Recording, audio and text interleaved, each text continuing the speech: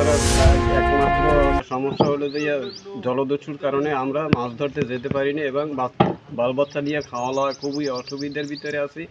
আমরা এই ডাকাইতের কারণে যাইতে পারতেছি না এবং ডাকাইতে ধরলে 1,80,000 এইভাবে টাকা চাই, আমরা তা দেওয়া সম্ভব না। এই জন্য আমরা খুব অভাবের ভিতরে আছি, এলাকার ভিতরে আমরা সুন্দরবনে যাচ্ছি না। আমরা তো ডাকাইতের পিনে যাইতে পারি না। ডাকাইতে ধরে মারে ধরে টাকা চায়। ডাকাইতের পিনে তো আমরা সুন্দরবনে যাইতে পারি না। যাইতে পারলে তো সংসারে বাচ্চা কাচ্চার লেখাপড়ার খরচ চালান যায় না। সংসারে খাওয়ান দাওয়ানে কষ্ট হয়। এই কারণে তো আমাদের সব দিকে কষ্ট। শুধু এই ডাকাইতে ধরলে তো আর এত টাকা আমাদের দেওয়া সম্ভব না।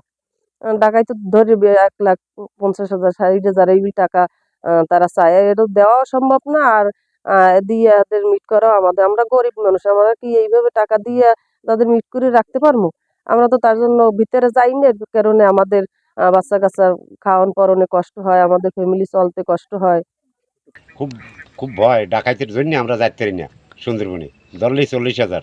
প্রশাসনের কাছে যদি আমরা মাছ মাছ ধরে খাইতে পারি, যে আমরা যদি এই সুন্দরবনে ডাকাতি উঠতে যাই। আগে তো সুন্দরবনে কোনো ডাকাতি ছিল না, খুব শান্তিতে মাছ ধরছি। খোর ভিতরে আছে, এরা মনে করেন সংসার অচল হয়ে পড়ছে, কারণ এরা মাছ ধরতে পারে না। এদের জীবন চালাতে অনেক কষ্ট, ছেলেদের মেয়েদের নিয়ে আমরা বহুত কষ্টে আছি বর্তমানে। আমাদের ব্যবসা বাণিজ্য সবই বন্ধ।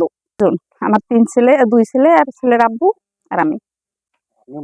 না, আমি মাছ তো হেরা ধরলে আমি তার লগে সহযোগিতা করা লাগে, যেহেতু এই নদী হেরা পোনা ধরে আমি বাস। বর্তমানে যে সুন্দরবনের সমস্যা, কঠিন সমস্যা, জলদস্যুর কারণে আমরা সুন্দরবনে যাইতে পারতেছি না।